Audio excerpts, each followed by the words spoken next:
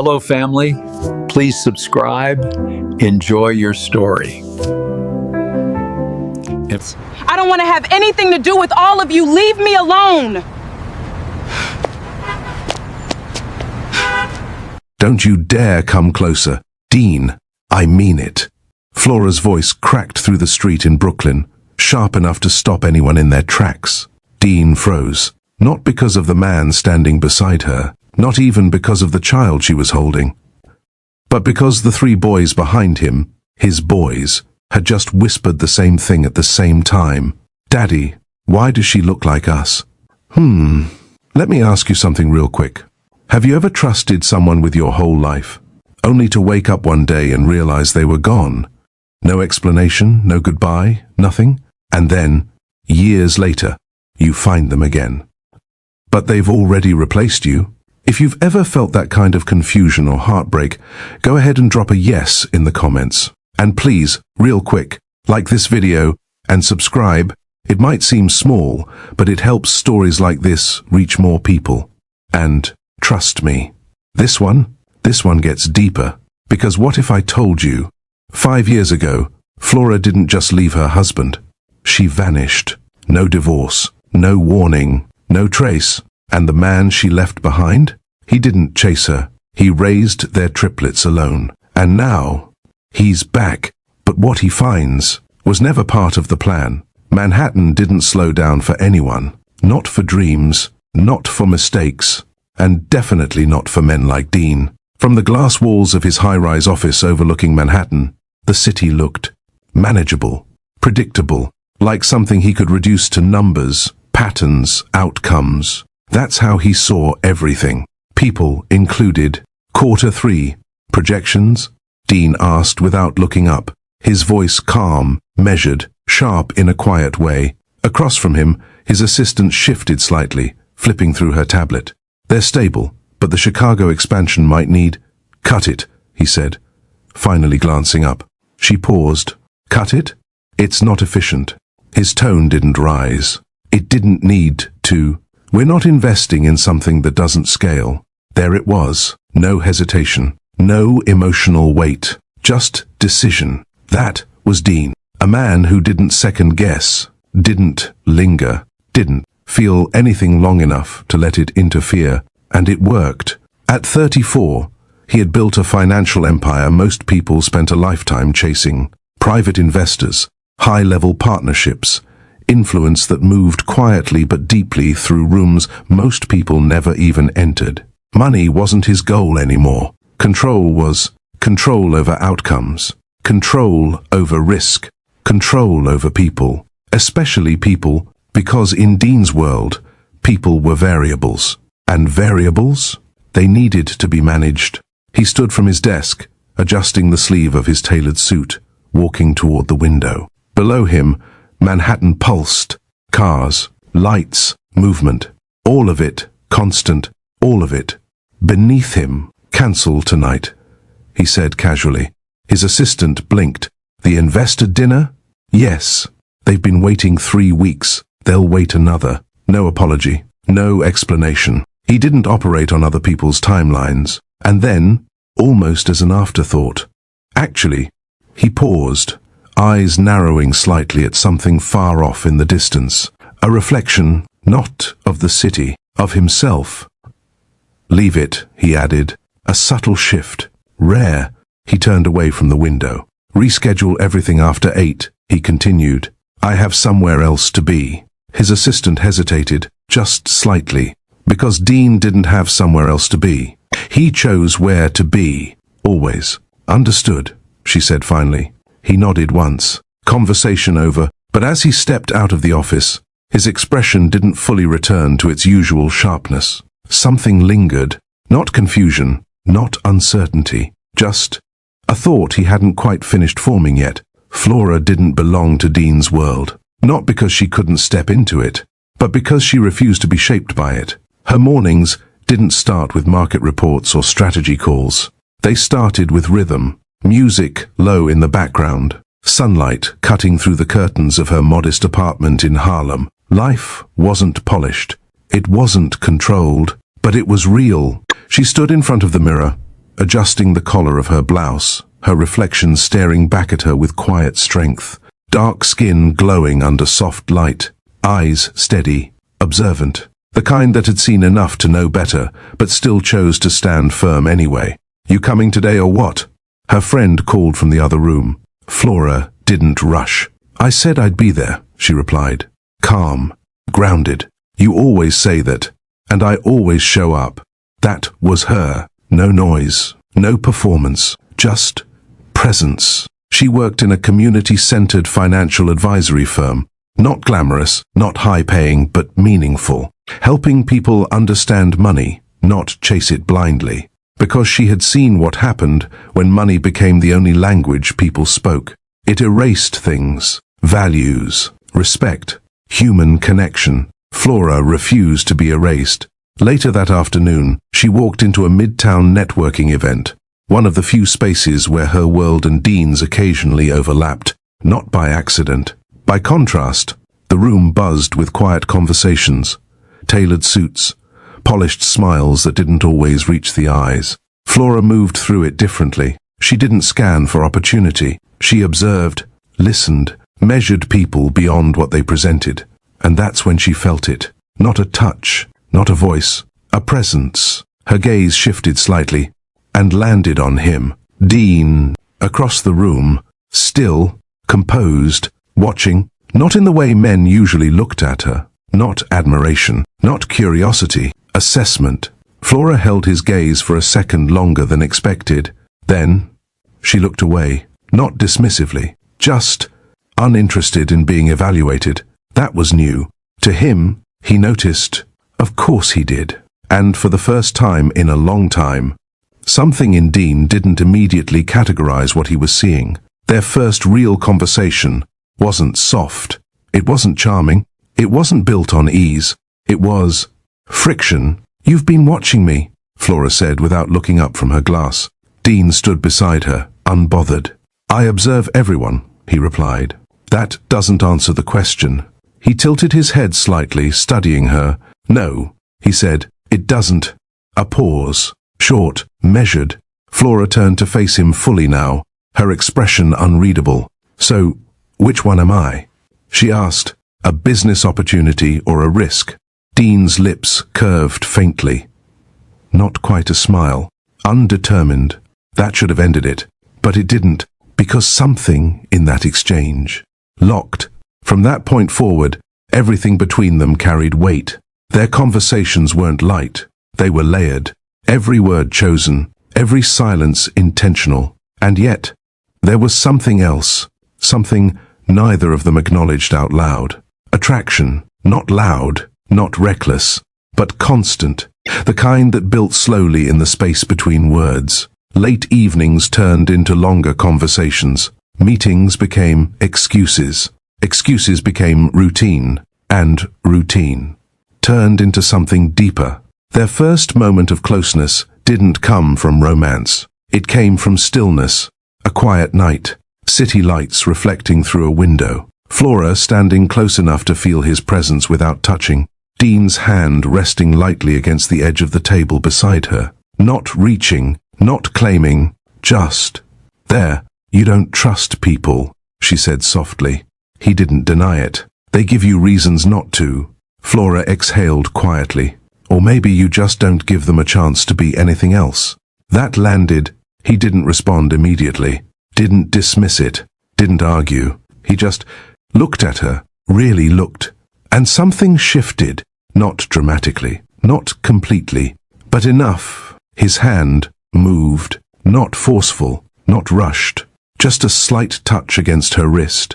Testing. Flora didn't pull away, but she didn't lean in either.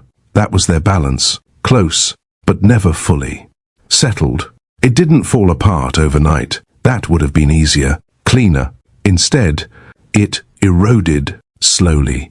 In conversations that didn't quite resolve, in looks that lingered too long, in words that carried more weight than they should have. "You think I don't see it?" Dean asked one night, his voice low but edged. Flora stood across from him in his penthouse, arms folded, not defensive, just firm. "See what?" "The way people look at you when they find out who you're with." She frowned slightly. And what does that have to do with me? Dean stepped closer. Everything. There it was. Not loud, not explosive, but sharp. Flora's expression hardened. Say what you actually mean. He hesitated, just for a fraction of a second. Then, you're comfortable here, he said. Too comfortable. Silence. Heavy. Flora blinked once. Slow. You think I'm with you for this? She asked quietly, gesturing around the apartment. Dean didn't answer. And that was the answer. Something inside her shifted, not visibly, not dramatically, but permanently. You really believe that? She pressed. His jaw tightened slightly. I believe people show you who they are. Flora let out a breath, short, controlled. Well, then you haven't been paying attention. That was the moment. Not a breakup, not an ending, but a fracture. Because from that point on, love was still there. But respect, it started slipping. Arguments became more frequent, not explosive, but colder, less about understanding, more about proving a point. Their worlds began to clash more visibly. His structured, controlled, high-stakes environment, her grounded, community-driven, emotionally aware life, neither wrong, but incompatible without trust. And trust was the one thing they never fully built. One night, after another quiet argument that didn't resolve anything, Flora stood by the window, looking out at the city. Dean behind her. Close, but not close enough. I loved you the way you were, she said softly. He frowned slightly. I haven't changed. She nodded. Exactly. A pause, not long, but enough to say everything that words didn't. She exhaled slowly, almost like she was steadying something inside herself. Dean didn't move, didn't respond, because somewhere deep down, he felt it, that shift, that distance, but instead of reaching for it, he stayed still. And that was the beginning of the end. There wasn't a fight. That's what made it worse. No shouting, no slammed doors, no final words you could replay and try to fix later. Just silence, the kind that doesn't announce itself, the kind that settles slowly, like something shifting beneath the surface without making a sound. That evening started like any other. Dean left the office later than usual, his mind still running through numbers, projections, decisions that needed to be made before morning. The city outside hadn't changed. Still loud, still alive, still moving like nothing ever stopped. But something felt off, not obvious, just a subtle absence of something he couldn't immediately name. He ignored it. Of course he did, because Dean didn't pause for feelings he couldn't quantify. By the time his car pulled up outside his penthouse in Manhattan, the thought had already faded into the background of everything else competing for his attention. He stepped out, straightened his jacket slightly, and walked inside. Routine, predictable, controlled. The elevator ride up was quiet. Too quiet, maybe. But again, nothing that demanded attention, until the doors opened, and something shifted. The lights were on. That wasn't unusual. But the air felt different. Still, not calm, empty. Dean stepped inside slowly, his eyes scanning the space automatically. Flora? He called out, not loudly, just enough. No answer. He moved further in, setting his keys down on the marble counter, listening. Nothing, not even movement. No music, no soft footsteps, no presence. He frowned slightly. She's probably out, he muttered under his breath, more to fill the silence than anything else. But Flora didn't just go out, not without saying something, not without being intentional. Dean walked toward the bedroom, his steps steady, controlled, but his awareness sharper now. The door was slightly open. He pushed it, and that's when he noticed it. The closet, half empty, his body stilled, not dramatically, just paused. His eyes moved slowly across the room, drawers slightly open, a few things missing from the dresser, the small details that only stood out if you were actually paying attention, which he usually wasn't. But now he was. Flora? He called again, this time a little firmer. Still nothing. He walked further in, checking the bathroom. Empty. Back to the bedroom. His gaze dropped to the nightstand. Her phone charger was gone. The small bag she always kept near the bed. Gone. And then it hit. Not like panic. Not like fear. Just a realization forming too quickly to ignore. She didn't go out. She left. Dean stood there, silent, his mind trying to process something that didn't align with how he understood the world. People didn't just leave him, not without explanation, not without confrontation, not without something. He reached for his phone, dialing her number, straight to voicemail. He frowned, dialing again. Same result. A third time, nothing. His jaw tightened slightly. Still not anger, not yet. Just resistance. Because this didn't make sense. Flora wasn't impulsive. She wasn't reckless. She didn't move without reason. So where was she? And why hadn't she said anything? Dean walked back into the living room, slower this time, his steps less certain, not visibly, but internally. Something was off. And for the first time in a long time, he didn't have control over it. The first feeling wasn't pain. It was anger. Sharp, immediate, controlled, but present. Dean stood near the window, his phone still in his hand, staring out at the city like it had answers it wasn't giving him. So that's it? He muttered quietly. You just leave? His reflection stared back at him from the glass, unchanged, unbothered, at least on the surface. He dialed again. Voicemail. His grip tightened slightly around the phone. This isn't how this works, he said under his breath. Because in his world, everything had structure.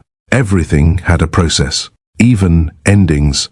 Especially endings. You didn't disappear. You confronted. You closed things properly. You respected the situation. But Flora? She didn't give him that. And that, more than anything, felt like a violation of control. He turned away from the window, pacing slowly now. Not frantic. Measured, but there was an edge to it. A tension building just beneath the surface. She'll call, he said to himself. She always comes back to the conversation. Except, she didn't. Hours passed. No call. No message. Nothing. The anger didn't explode. It shifted, turned into something less sharp and more unsettling. Confusion. Dean sat down, leaning forward slightly, his hands resting together as his mind began doing what it did best.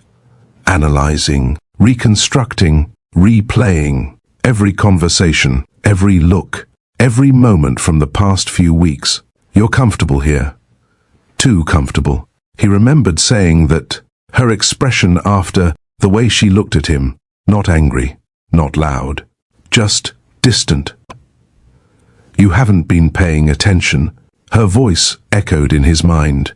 Dean exhaled slowly, running a hand through his hair. Well, what was I supposed to see? He muttered, frustration slipping into his tone, because from his perspective, nothing had changed. But, clearly, something had, and he missed it. That realization didn't sit well, not at all. Days passed, still nothing. No contact, no explanation. And that's when confusion stopped being passive and turned into something active, something heavier. Obsession. He started searching, not dramatically, not emotionally. Strategically, he contacted people, quietly, discreetly, checked her workplace. She hasn't been in, one of her co-workers told him carefully. When was the last time you saw her? A few days ago. She said she needed time. Time. For what? Dean didn't respond immediately, just nodded once, and left. He checked her apartment in Harlem. Empty, not abandoned, cleared, like she had planned it, like she knew exactly what she was doing. That bothered him more than anything else, because it meant this wasn't impulsive. This wasn't emotional.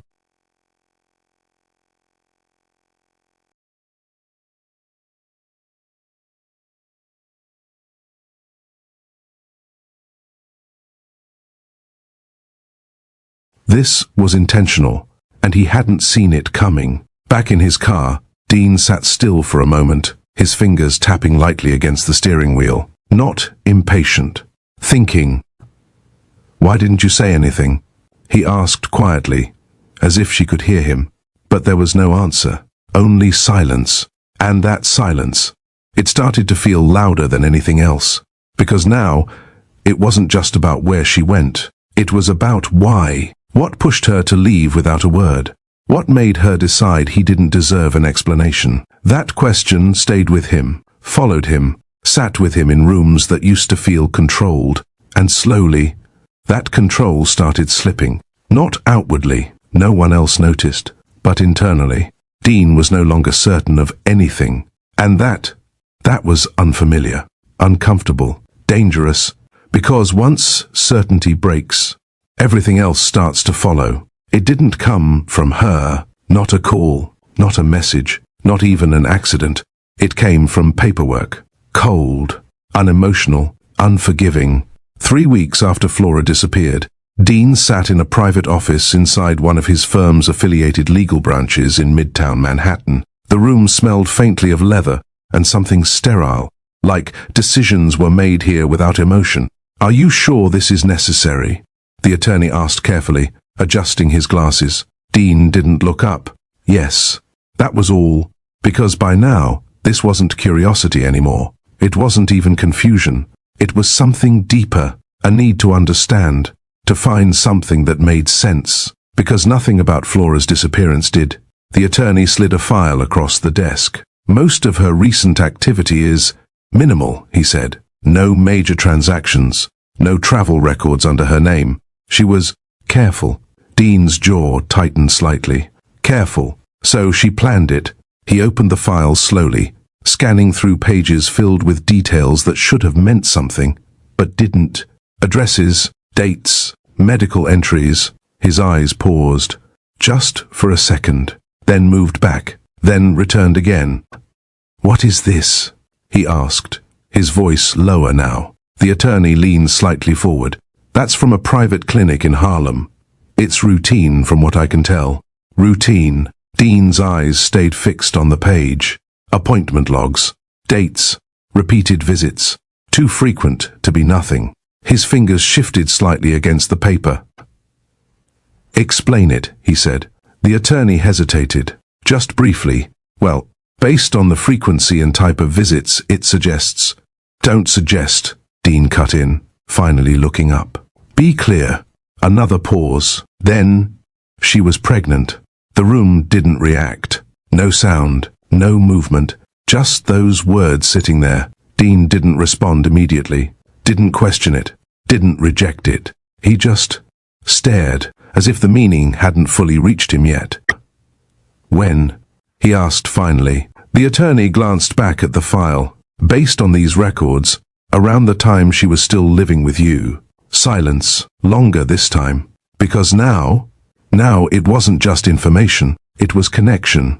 Dean leaned back slightly, his hand moving up to his face, fingers resting against his lips as his mind started filling in the gaps he didn't know existed. Pregnant, while she was still there, while they were still together, and she didn't say anything. His chest tightened, not visibly, but internally. Something shifted. "Are you certain?" he asked quietly. The attorney nodded once. "Yes." Another pause. Then, almost as an afterthought, "There's something else." Dean's eyes lifted slowly. "What?" The attorney hesitated again, then turned the file slightly. "These notes, they indicate a multiple pregnancy." Dean frowned slightly. "What does that mean?" "A breath. Then, more than one child." The words landed heavier this time, because now the situation wasn't just unexpected. It was undeniable. Dean's fingers tightened against the edge of the desk. "How many?" The attorney didn't answer immediately. He looked back at the document, then up again. 3. That word didn't echo. It settled, deep, permanent. 3. Dean leaned back further this time, his head tilting slightly as he stared at nothing in particular. 3. Flora had been carrying 3 children. His children. And she left. No explanation. No warning. Nothing. For a moment, his breathing slowed. Not dramatically, just enough to feel the weight of it. She didn't tell me, he said, almost to himself. The attorney remained silent, because there was nothing to say. Dean's gaze dropped back to the file, to the dates, to the confirmation, to the reality that had been happening right in front of him. And he didn't see it, didn't notice, didn't even ask. That realization didn't come with anger, not yet. It came with something quieter, something heavier, understanding, and the beginning of something else, something he wasn't ready to name. The drive back felt longer than usual, not because of traffic, not because of distance, but because Dean wasn't thinking the way he normally did. There were no strategies forming, no solutions being calculated, just fragments. Flora, the apartment, the silence, the empty closet, the missed signs, and now, 3. By the time he stepped back into his penthouse in Manhattan, everything looked exactly the same, clean, organized, controlled, but it didn't feel the same, not anymore. He stood in the middle of the living room, his gaze moving slowly across the space.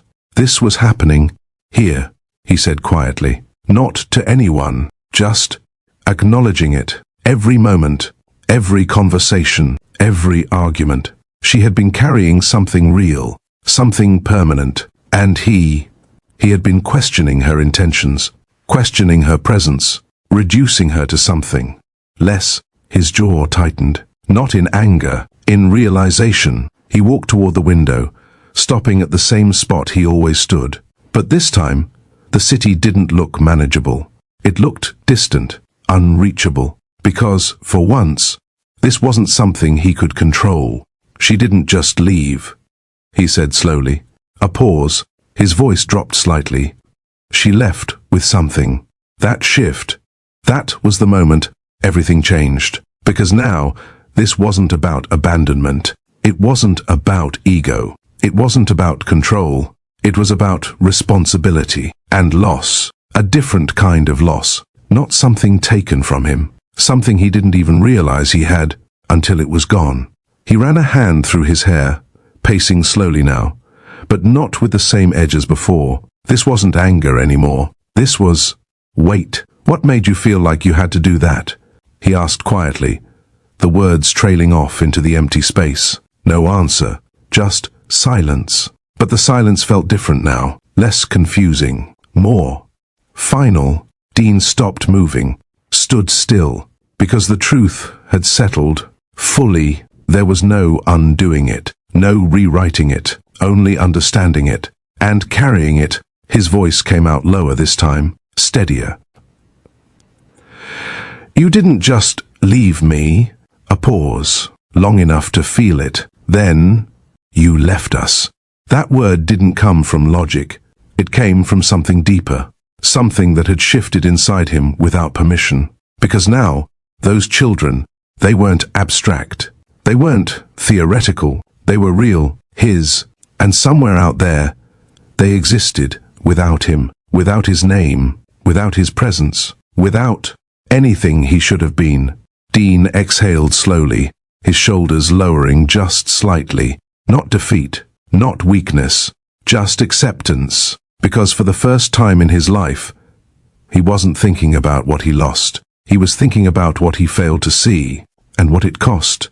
The room stayed quiet. The city kept moving. And Dean, he stood there, no longer the man who controlled everything, but someone who had just realized control meant nothing if you didn't understand what truly mattered. The night didn't end. It stretched. Dean remained in the same spot near the window in his penthouse in Manhattan, long after the city lights blurred into something distant and meaningless.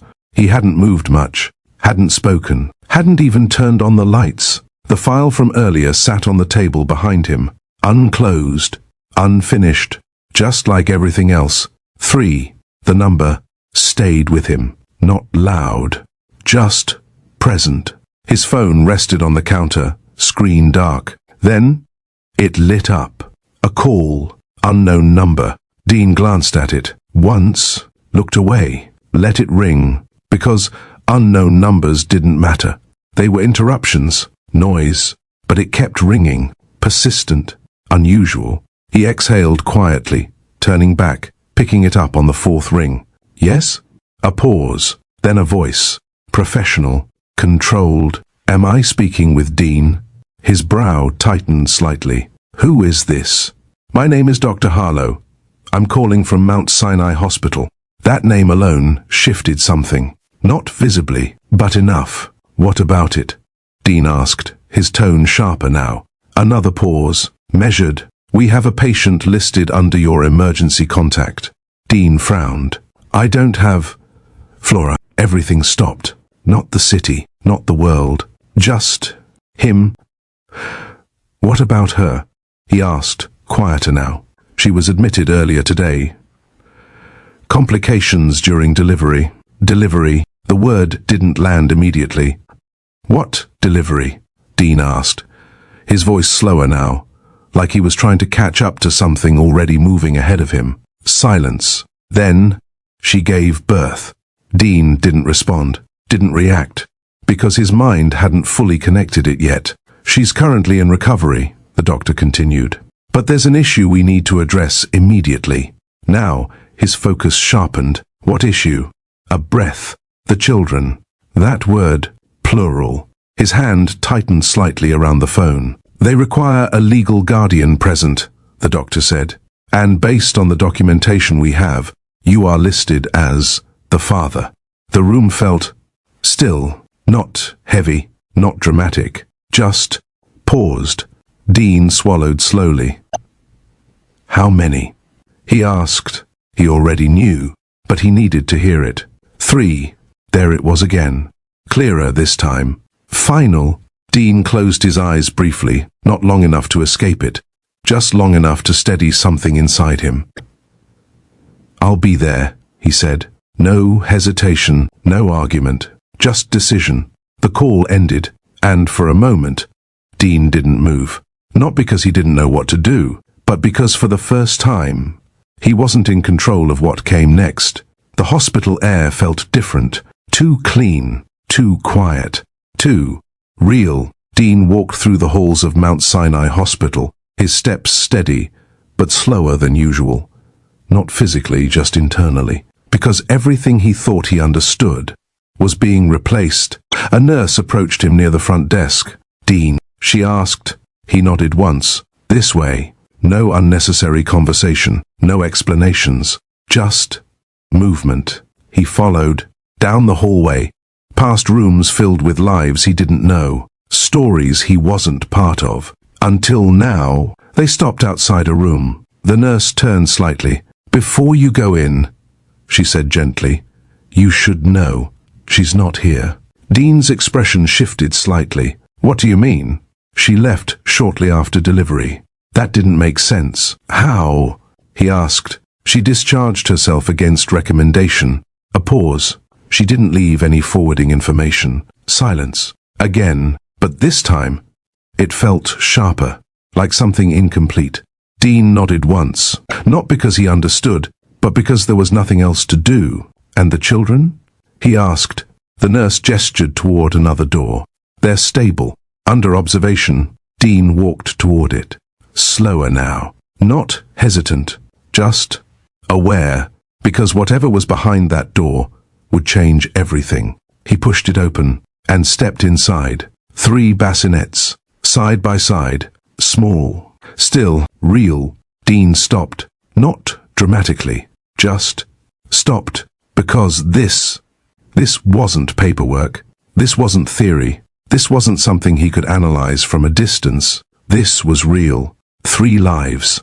Breathing. Existing. Connected to him in a way nothing else had ever been. He stepped closer. One of them shifted slightly. A small movement. Barely noticeable. But enough. Dean's gaze fixed on him. Then the next. Then the third. There were differences. Subtle, but present. And yet, there was something familiar. In the structure, in the stillness, in the quiet way they existed without needing anything yet. His throat tightened slightly. Not emotion, not fully, just awareness.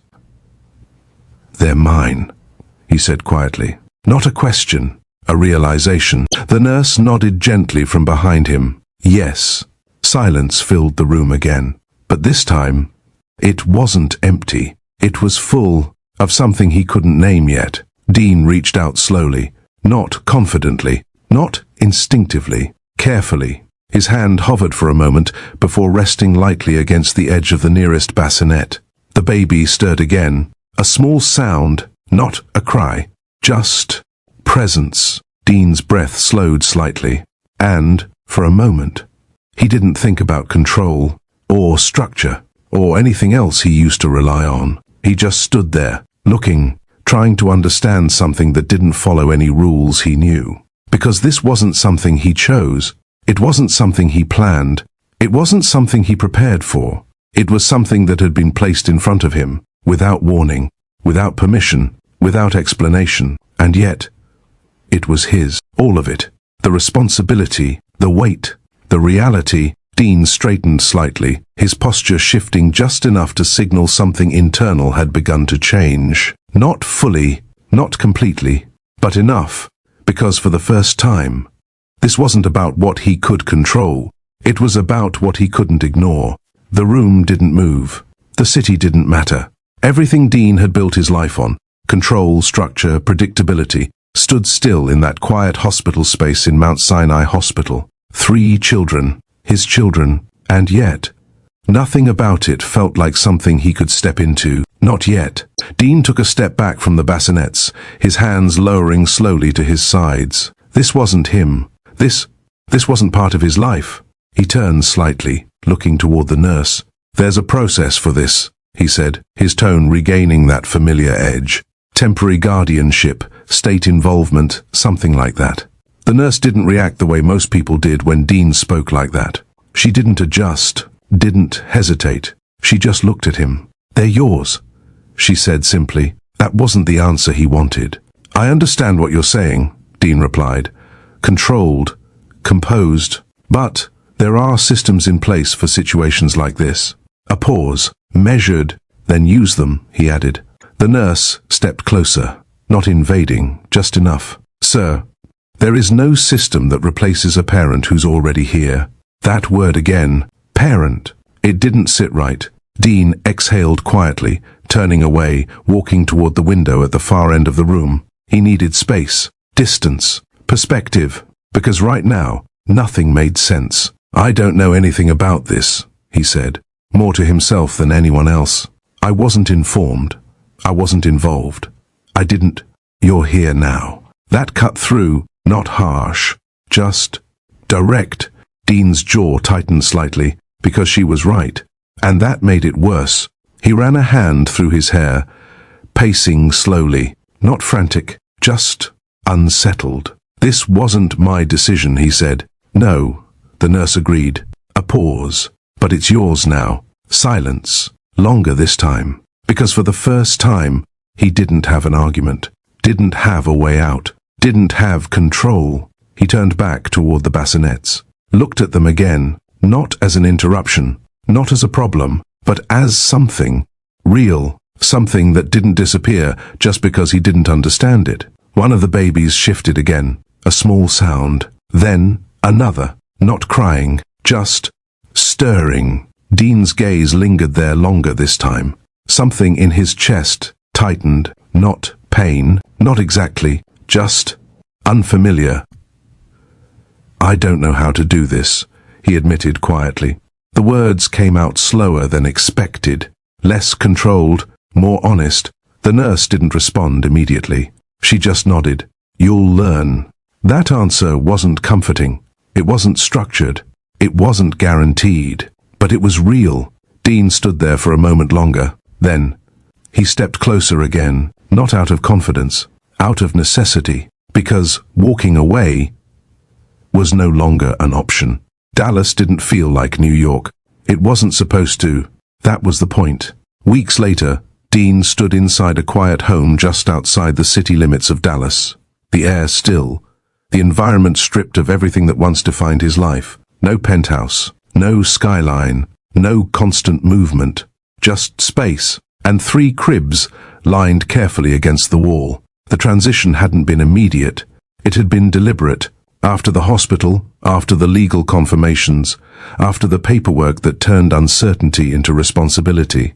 Dean made a decision. Not impulsive, not emotional, intentional. He left New York because everything there reminded him of what he didn't understand. And here, he could start without distraction. But starting didn't mean knowing. The first night proved that one cry, then another, then all three, out of sync, relentless. Dean stood in the middle of the room, frozen for just a second too long, his mind trying to process three separate needs happening at once. Okay, he muttered under his breath, moving quickly now. He picked one up, carefully, awkwardly. The crying didn't stop. The second got louder. The third followed. His movements became faster, less precise. Hold on, just one at a time, he said, his voice tighter now. But there was no one at a time. That was the problem. There were three, and they didn't wait, didn't coordinate, didn't adjust to him. He had to adjust to them. Hours passed like that, feeding, trying to understand the rhythm, failing, trying again. By morning, his shirt was wrinkled, his eyes heavier, his posture less controlled, but he was still standing, still there, still trying. Days turned into nights. Nights turned into routines, not perfect, but consistent. He learned how to hold them properly, how to prepare bottles without hesitation, how to recognize the difference between hunger and discomfort. It didn't come naturally. It came through repetition, through mistakes, through moments where nothing worked until something did. And slowly, something shifted, not outside, inside. Dean stopped trying to control the situation, stopped expecting structure, because there wasn't any, only presence. One night, sitting in the dim light of the nursery, one of the boys rested against his chest, finally quiet after what felt like hours. The other two slept nearby. For once, there was stillness. Dean leaned back slightly, his hand resting gently against the child's back, feeling the small, steady movement of his breathing. "You don't care who I was," he said quietly. No response. "Of course, but that wasn't the point. You don't care what I built, what I had, what I lost." A pause. His voice softened. "You just need me here." That realization settled deeper than anything else had, because it stripped everything away. All the titles, all the control, all the systems he relied on. None of it mattered here. Only this, only now, only them. Dean exhaled slowly, his gaze drifting toward the other two, then back again. "Control doesn't raise children," he said. The words quieter now. A small pause. Then, "Presence does." And for the first time since everything changed, that truth didn't feel like something he had to fight. It felt like something he could finally accept. Time didn't rush. It didn't slow down either. It just moved, and in a quiet neighborhood on the outskirts of Dallas, that movement looked different from anything Dean had ever known. There were no sharp transitions, no dramatic turning points, just days, stacking one after the other. At first, everything felt temporary, like he was adjusting to a situation that would eventually correct itself. That thought stayed longer than it should have. But slowly, without announcement, it faded, because nothing corrected itself. It settled. The house that once felt unfamiliar became routine. The crib-lined room turned into a space that held rhythm instead of chaos. And Dean, he stopped checking how long it had been. Weeks became months. Months folded into years, not in a blur, in detail. The first time one of them rolled over without help.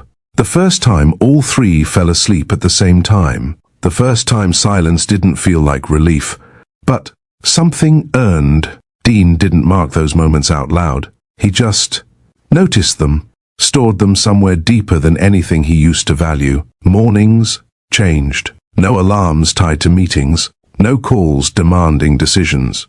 Instead, soft movement, small sounds, three different rhythms waking up in the same space. He adapted, not because he planned to, because he had to, and somewhere along the way, that adaptation became natural. He no longer thought of this life as something he stepped into. It became something he existed in, fully, without needing to control it. Dean didn't stop working. That wasn't who he was. But the way he worked, that changed. The high-pressure environment of Manhattan stayed behind. The constant movement, the layered deals, the need to dominate every space. It didn't follow him to Dallas, and he didn't bring it with him. Instead, he built something smaller, more focused, a consulting firm, selective clients, limited reach, intentional decisions, no unnecessary expansion, no chasing influence, just stability. At first it felt slow, unfamiliar, because he was used to growth that moved aggressively. This wasn't that. This was controlled in a different way. Not external control, internal. He chose when to work, when to stop, when to prioritize something else, and most of the time, that something else wasn't business. It was them. 3 small lives that didn't care about profit margins or strategic positioning. They needed presence, consistency, attention, and Dean gave it, not perfectly, but consistently. His workspace became part of his home, not separate, integrated, sometimes interrupted by small footsteps, sometimes paused mid-call because someone needed him more than the conversation did. At first, clients noticed. Some questioned it. He didn't explain. He adjusted, because the kind of success he was building now didn't require approval. It required alignment. And for the first time, his life aligned with something that wasn't built on pressure. They didn't stay the same. None of them did. The boys grew, not all at once, not in identical ways. Even though they shared the same beginning, they developed differently. And Dean noticed, carefully, quietly. One of them was observant, always watching, taking in everything before reacting. He moved slower, but with intention. Another was restless, quick, always the first to move, to explore, to test boundaries without hesitation. The third, balanced somewhere in between, calm, but expressive. The one who reacted to emotion before logic. Dean didn't name those traits. He didn't need to. He just understood them, adjusted to them. Their interactions changed too. At first it was simple.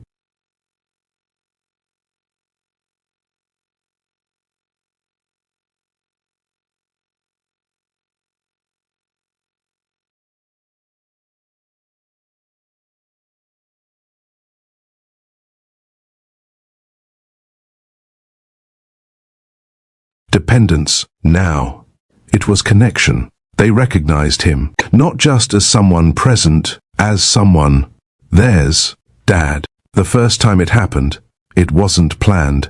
One of them said it casually, without weight, without understanding what it meant. But Dean, he felt it. Not loudly, not dramatically, just deeply. He paused, just for a second, then responded naturally, like it had always been there.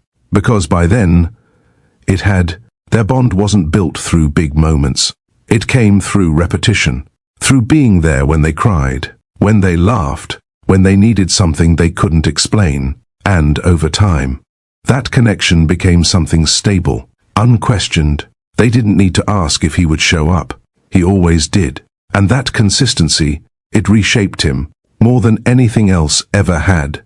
Flora didn't disappear. Not completely. Not in the way Dean expected she would. She wasn't present. Not physically. Not in their daily life. But she existed. In fragments. In moments. In questions that hadn't been asked yet.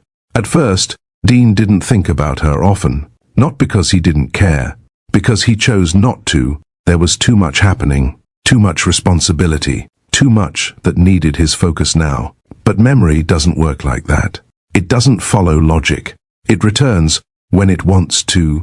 A certain look, a familiar expression on one of the boys' faces, a quiet moment where everything slows down just enough for the past to slip in. And when it did, it stayed longer than expected. He remembered her voice, not clearly, just pieces. The way she spoke when she wasn't trying to explain herself. The way she looked at him when she felt misunderstood, that stayed more than anything else. One evening, sitting alone after the boys had fallen asleep, Dean leaned back in his chair, his gaze fixed somewhere distant. "You didn't trust me," he said quietly. Not to her, just acknowledging it, because now he understood it differently. Back then, it felt like control. Now, it felt like distance. And that distance, it had consequences, real ones. He exhaled slowly, his hand resting against his temple for a moment. The sound was quiet, barely there. But it carried weight, because, for the first time, he wasn't thinking about what she did. He was thinking about what he didn't see, and what it cost. The room stayed still, the house quiet, and somewhere down the hall, 3 steady breaths continued, unaware of everything that came before them, but shaped by it anyway. Dean sat there a moment longer, then stood, not lingering, not stuck, because even with everything unresolved, his life had moved forward. And for now, that was enough. New York hadn't changed. It never did. The movement was the same. The noise, the pace, the constant sense that something was always happening just out of reach. All of it still alive in New York City. But Dean? He wasn't the same man who left. The car pulled up along a familiar stretch of Manhattan, and for a brief moment, he didn't step out immediately. He sat there, looking not at anything specific, just taking it in. 5 years. It didn't feel like that long, but it wasn't short either. "Sir?" the driver asked quietly. Dean nodded once, then stepped out. The air felt sharper here, more crowded, less forgiving, but it didn't overwhelm him the way it used to energize him. That difference, it was subtle, but real. He adjusted his jacket slightly, his posture still composed, still confident, but without the edge it used to carry. Back then, he walked into spaces expecting to control them. Now, he entered them aware of what actually mattered. The building in front of him reflected everything he used to prioritize. Glass, height, presence. He moved toward it without hesitation. Not because he needed to prove anything, because he had something to build. The meeting room was quiet when he walked in. A few familiar faces, some new ones, all watching. Because Dean returning wasn't just business. It was curiosity. "Didn't expect to see you back here," one of the investors said, leaning back slightly. Dean took his seat calmly. "I didn't expect to leave as long as I did." That answer wasn't defensive. It wasn't layered. Just honest. They exchanged looks. Because this version of him, it didn't match the one they remembered. Before, Dean would have led the room without pause. Controlled the direction, dominated the conversation. Now, he listened first, measured the room, allowed space, then spoke, his voice still steady, still precise, but without the need to assert dominance. "I'm not here to rebuild what I had," he said. A pause. "I'm here to build something that works." That shift, it landed because it wasn't about expansion for the sake of growth. It was about intention. And that showed. The conversation flowed differently. Less tension, more alignment. Because Dean wasn't forcing outcomes anymore, he was selecting them. After the meeting, one of the older partners approached him. "You've changed," he said. Dean didn't deny it. "I had to." The man studied him for a moment, then nodded. Because whatever had shaped that change, it was real, and it showed in everything he did now. Later that evening, Dean walked alone. No meetings, no calls, just movement. Manhattan felt different on foot, closer, more detailed. He passed streets he used to drive through without noticing, buildings that once held significance he no longer felt attached to, until he stopped. A familiar corner, near Harlem, not planned, not intentional, but something about it pulled his attention. He stood there for a moment, his gaze scanning the area slowly. The cafe across the street, still there. The same window, the same quiet energy. He remembered it, not clearly, just enough. Flora had brought him there once, not for business, not for anything important, just to sit. He hadn't understood it then, didn't see the value in stillness without purpose. Now, he did. He stepped closer, stopping just outside. Didn't go in, didn't need to, because the memory itself was enough. It wasn't overwhelming, it wasn't painful, it was present, and that presence carried weight. He turned away slowly, continuing his walk, but the past didn't stay behind. It followed, not aggressively, just consistently. Back in his hotel room, the city stretched out beyond the window. Familiar, distant. Dean stood there, hands resting loosely at his sides, his reflection faint against the glass. He had returned for business. That was the reason. The structure, the purpose. But beneath that, there was something else, something quieter, something unresolved. He hadn't looked for Flora, not directly, not intentionally, but he hadn't avoided it either. And that difference, it mattered, because now the possibility existed, not forced, not chased, just there, a question without an answer yet. Where was she? What had her life become? And more importantly, would she even want to be found? Dean exhaled slowly, his gaze lowering slightly. Well, the word barely formed, more breath than sound, because he didn't have a plan for that, didn't have a strategy.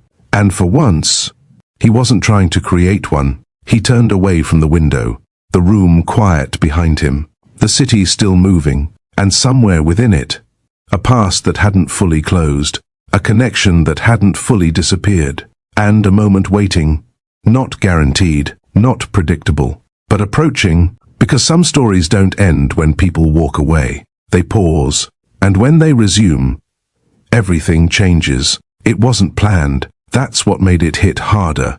Dean hadn't gone out looking for her. He told himself that, and for the most part, it was true. The park sat just a few blocks from where he'd been earlier that morning, tucked into a quieter stretch of New York City, where the noise softened just enough for people to exist without pressure. It reminded him of Dallas, just slightly, enough to feel familiar. The boys were with him, all three, walking ahead of him now, their movements faster, more confident than they used to be. They had grown, not just physically, in presence, in independence. "Stay where I can see you," Dean called calmly. "Okay." One of them responded without turning. The other two followed, already distracted by something ahead. Dean let them move, not too far, just enough. He slowed his pace, watching, because this was normal now. This was his life. And then he saw her, not gradually, not in pieces, fully, standing near a bench across the path. Flora. There was no confusion, no hesitation in recognition. Time didn't distort her. It didn't soften the memory. If anything, it sharpened it. She looked the same, and different, stronger, somehow, more settled, less open. Dean stopped walking, not abruptly, just enough that his body refused to move forward, because this wasn't something he had prepared for. Not like this, not here, not now. His eyes stayed on her, trying to process the reality of it. After all this time, after everything, she was just there, within reach. She wasn't alone. That part came slower, like his mind needed an extra second to register it. A man stood beside her, close, not distant, not unfamiliar, close enough to matter. They weren't touching, but they didn't need to be. Their space, it was shared. That alone shifted something inside him. But then, there was more. A child, small, standing just in front of her, holding her hand loosely. Not one of his. That was immediate, clear, because Dean knew his son's every detail, every feature, every expression. This child was not his, and yet she held him with ease, familiarity, like it wasn't new, like it belonged. Dean's chest tightened, not visibly, but internally. Everything started shifting. "No," he muttered under his breath. Not denial, just resistance, because this didn't align, didn't make sense, didn't fit the version of the story he had built in his head over the years. Flora had left, vanished, disappeared. And now, she was standing here with a life that didn't include him, that didn't include their children, that included someone else, and a child that wasn't his. That realization, it didn't land cleanly. It collided. The boys noticed her before he spoke. One of them slowed first, then stopped, then the other two followed, their attention fixed on the same direction. On her, Dad. One of them said quietly. Dean didn't respond immediately, because his focus hadn't shifted yet. Not fully.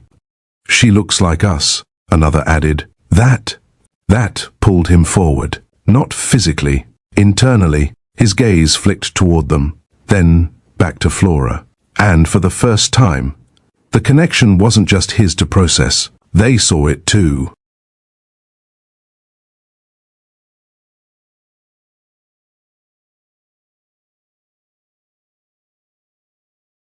Not logically, not fully, but instinctively. Something about her felt familiar, felt close. Dean stepped forward, slow, measured, each step heavier than the last. Flora hadn't seen him yet, or maybe she had, and chose not to react. He couldn't tell, not from this distance. But the closer he got, the harder it became to stay still, to stay controlled.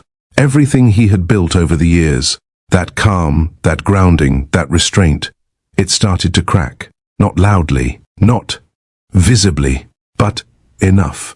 Flora. Her name left his mouth before he decided to say it. Clear, unavoidable.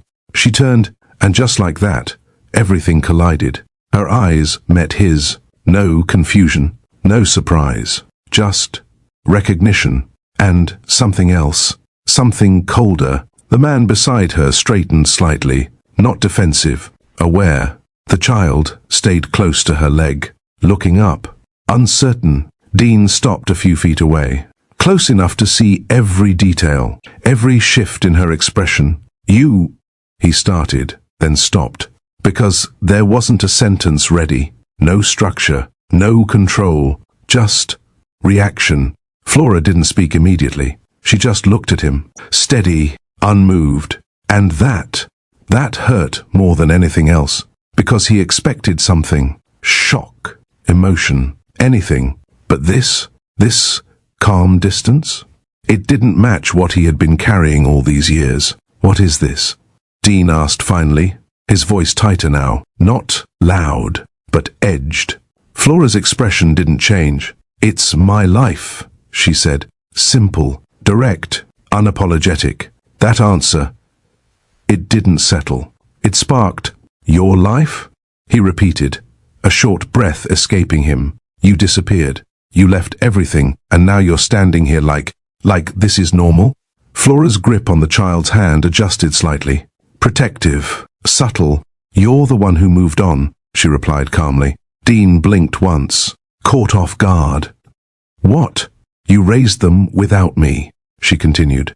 You built something without me. So don't stand here acting like I owe you an explanation for doing the same. That didn't land right. Not to him. Doing the same? He repeated, you left. You didn't even tell me. I didn't have a choice. That cut through, sharp, clean. Dean's voice dropped slightly. You always had a choice. Flora's eyes hardened just a fraction. No, she said. You made that clear. Silence. Tension stretched between them. Real, unfiltered. The boys stood behind Dean now, quiet, watching, feeling something they didn't fully understand yet, but knew mattered. Dean glanced back briefly, then forward again, his focus narrowing. And him? He asked, his gaze shifting toward the man beside her. Flora didn't follow his gaze. She stayed locked on him. That's not your concern. That answer, it hit, not loudly, but deep, because for the first time, there was a boundary, clear, firm, and he wasn't inside it. The air between them didn't settle. It thickened, layered with everything that hadn't been said for years. Dean stood there, his posture still composed. But the control beneath it? It wasn't as solid anymore. You don't get to shut me out like that, he said. Flora tilted her head slightly. Like what? like I don't matter in this. Her expression didn't soften. If you mattered, she said quietly, things would have been different before I left. That line didn't come with volume, but it carried weight, because it wasn't new. It wasn't reaction. It was something she had already lived through. Dean's jaw tightened. That doesn't explain this, he said, gesturing slightly, not aggressively, just enough to indicate everything in front of him. The man, the child, the distance. Flora took a small step back, not retreating, creating space. You don't need to understand everything about my life, she said. Just like I didn't get to understand yours when it mattered. That silence again. But now, it wasn't empty. It was final. Dean inhaled slowly, trying to steady something, trying to hold on to the version of himself he had become. But this wasn't Dallas. This wasn't controlled. This was personal, and it was raw. Well, he exhaled quietly, the word slipping out without intention, because for once, he didn't have the next move, didn't have the right words, didn't have control. He just stood there, facing the past, watching it exist without him, and realizing, whatever this was now, it wasn't something he could fix in a single moment, not anymore, not like before. The boys shifted slightly behind him. Flora turned her attention to them briefly, just a glance, but it was enough. Recognition flickered, not fully, but enough to acknowledge what stood in front of her. Then she looked away, and that small action, said everything, because it meant she saw them, and chose not to step toward them. Not yet. The distance held, the tension stayed, and somewhere between all of it, the truth settled in. This wasn't just a reunion, it was a collision, and nothing about it was simple anymore. The distance between them didn't shrink. Even standing a few feet apart, it felt like something much wider. Years of silence, assumptions, things said and never corrected. Dean's gaze stayed fixed on Flora, not angry, not calm either, just searching. You're going to explain this, he said. Voice low, controlled, but strained underneath. Flora didn't react immediately. She adjusted her stance slightly, the child beside her shifting closer to her leg. Protective, intentional. You want an explanation now? She asked quietly. Dean's jaw tightened. Yes. A pause. Short, measured. Then, you didn't trust me. It landed clean. No build-up. No hesitation. Just truth. Dean blinked once. That's what this is about, he asked, almost disbelieving. Flora's expression hardened just enough. That's what it was always about. The man beside her shifted slightly, glancing between them, but stayed silent, because whatever this was, it didn't belong to him. You looked at me like I didn't belong in your life, Flora continued, like I had to prove something every time I walked into your space. Dean shook his head slightly. That's not. It is, she cut in. Not louder, just sharper. You questioned everything. My intentions, my presence, my reasons for being there. Silence. Because he remembered, not every detail, but enough. You think I didn't feel that? She pressed. You think I didn't notice the way you spoke to me when things got uncomfortable? Dean exhaled slowly, trying to steady something. I was trying to understand you. No, Flora said. You were trying to control what you didn't understand.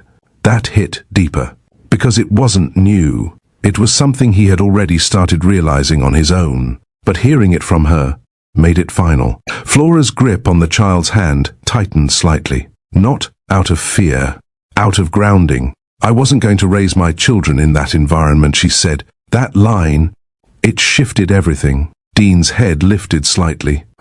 Your children? He repeated. Flora held his gaze. Yes. A pause. And yours? The air stilled, because now, it wasn't just about the past. It was about what could have been. You didn't even tell me, Dean said, his voice quieter now. Not accusatory, just real. I couldn't, she replied. That wasn't your decision to make. Flora's expression tightened slightly. It became my decision the moment you made me feel like I didn't belong. Dean stepped closer, not aggressively, but enough to close the space just slightly. You decided for both of us, he said. I protected myself, she responded. And them, she added, her voice steady. Dean shook his head. You didn't give me a chance. Flora didn't hesitate. You didn't take one when it mattered. Silence stretched between them, because both of them were right, in different ways, and wrong in others. Dean's gaze shifted, not away, just sharper, toward the man beside her, then back to her. And him? He asked quietly. Flora didn't follow his gaze. He's not part of this conversation. That answer came too fast, too clean. Dean noticed. Of course he did, because this version of him, he paid attention now. Does he know? Dean asked. Flora's eyes flickered, just for a second, but it was enough. That small pause. It said everything. The man beside her frowned slightly. Know what? He asked, his tone careful now. Flora didn't respond. And that silence. It shifted the entire moment. Dean let out a slow breath. He doesn't, he said, more to himself than anyone else. Flora's jaw tightened. That's not your concern. It becomes my concern when you're standing here pretending this is your whole life, Dean replied. The man looked between them again. What is he talking about? He asked, more directly now. Flora finally turned slightly toward him. It's nothing, she said. That answer didn't settle. Not for him, not for Dean, and definitely not for her. Because the truth, it was sitting right there, unspoken, heavy. The tension didn't drop. It built, layer by layer.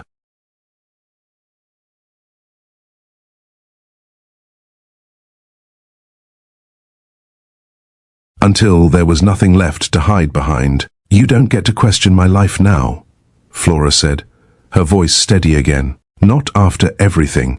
Dean looked at her, really looked this time, not at the woman he remembered, but at the one standing in front of him now, stronger, more guarded, but still carrying something unresolved. You built a life without me, he said quietly. So did you, she replied. A pause. Then, with our children. That landed differently, because this time, it wasn't an argument. It was reality. Flora's eyes dropped briefly, not fully, just enough to acknowledge it, then lifted again. You had them, she said. I didn't even get that. Dean's chest tightened, because for the first time, he heard it from her side. Not just what she did, but what she lost. And that changed something. The sound slipped from him quietly, not planned, just there, because now, this wasn't just about blame, it was about damage, on both sides, and neither of them could undo it. The boys shifted behind him again, closer now, watching, feeling something they didn't understand yet, but knew mattered. Dean straightened slightly, not defensive, just grounded. This isn't over, he said. Flora didn't react the way she used to, didn't argue, didn't push back. She just looked at him. Then, we'll see. That was it. No resolution, no closure, just distance. And a truth that had finally been spoken, but not fully dealt with. The park didn't feel the same anymore. Not because it changed, but because everything that happened there stayed. With them, Dean didn't rush. He walked, steady. The boys close behind him, quieter than usual. Their energy shifted into something more observant, more aware. No one spoke at first, not on the path. Not when they reached the car, not even when the doors closed. Just silence. But this silence wasn't empty. It was processing. Dad, one of them said softly. Dean glanced in the rearview mirror. Yeah? She looked like us. There it was. Simple, honest, unfiltered. Dean nodded once. She did. A pause. Another child leaned forward slightly. Do we know her? Dean didn't answer immediately. His hands rested on the wheel, his eyes steady ahead. Yeah, he said finally. We do. He didn't explain further. Not yet. Because some truths, they needed timing. And this wasn't the moment. The engine started, the car moved, and just like that, they left her behind, but not completely. Because some encounters don't end when you walk away. They settle inside you. Across the city, Flora stood near the window of her apartment, arms folded, her posture firm, but not relaxed. The room was quiet. Too quiet. The man she was with sat a few feet away, his body angled slightly away from her now. Not distant physically, but emotionally. Something had shifted. "You didn't tell me," he said finally. His voice wasn't loud, just different, measured. Flora didn't turn immediately. "It wasn't relevant," she replied. That answer didn't land well. "Not relevant?" he repeated, disbelief creeping in. "You have children. You were married. That's not something you just leave out." Flora turned then, her expression steady. "I handled it." That word, handled, it sounded controlled, but not honest. He stood slowly. "That's not handling it. That's hiding it." Flora's jaw tightened slightly. "I didn't hide anything that mattered now." "That matters," he said, pointing toward the door, toward the world outside, toward everything that just happened. "That changes everything." Flora shook her head. "No, it doesn't." Silence. Because for him, it clearly did. "You let me build something with you," he continued, quieter now. "And you didn't think I deserved to know who you really were?" Flora didn't hesitate. "I am who I am. That's not the point." She stepped closer. "No, the point is, I made the right decision when I left," she said firmly. "And I'm not going to stand here and act like I regret it, just because he showed up again." There it was, clear, unshaken. She still believed she was right. Completely. Even now. Even after everything. He studied her for a moment. Then slowly, he stepped back. Not dramatically. Just enough. Because something in him had shifted. "I don't even know what part of you is real anymore," he said quietly. Flora didn't respond. Because in her mind, she didn't need to. She had already decided, and that decision, it wasn't changing. Back at the hotel, the boys had settled, not asleep yet, but calm, grounded, safe. Dean stood near the window again, the city stretching endlessly in front of him. But this time, he wasn't searching it. He wasn't questioning it. He wasn't even thinking about what he could control. He was thinking about what had already happened. And what it meant. Flora's words echoed. "You didn't trust me." They stayed because they were true, but so was something else. "She didn't tell me." That truth stood beside it, not competing, just existing. Dean exhaled slowly, his shoulders lowering slightly. "We both made choices," he said quietly, not blaming, not defending, just acknowledging, because for the first time, he wasn't trying to prove anything, not to her, not to himself, not to anyone. He had already built something real, something steady, something that didn't depend on being right. He turned slightly, looking toward the room behind him, toward the three boys who had changed everything. And in that moment, that was enough. No unresolved argument could take that away. No past decision could undo it. He didn't need closure from her. He didn't need validation. He didn't even need her to understand, because he finally understood something himself. Peace didn't come from winning. It came from accepting and moving forward anyway. Flora stood alone later that night, the apartment quieter than before, not because nothing was there, but because something had left, not physically, emotionally. The distance had already formed, and she felt it. Even if she didn't admit it, she stared ahead, her reflection faint in the glass, still strong, still steady, still convinced.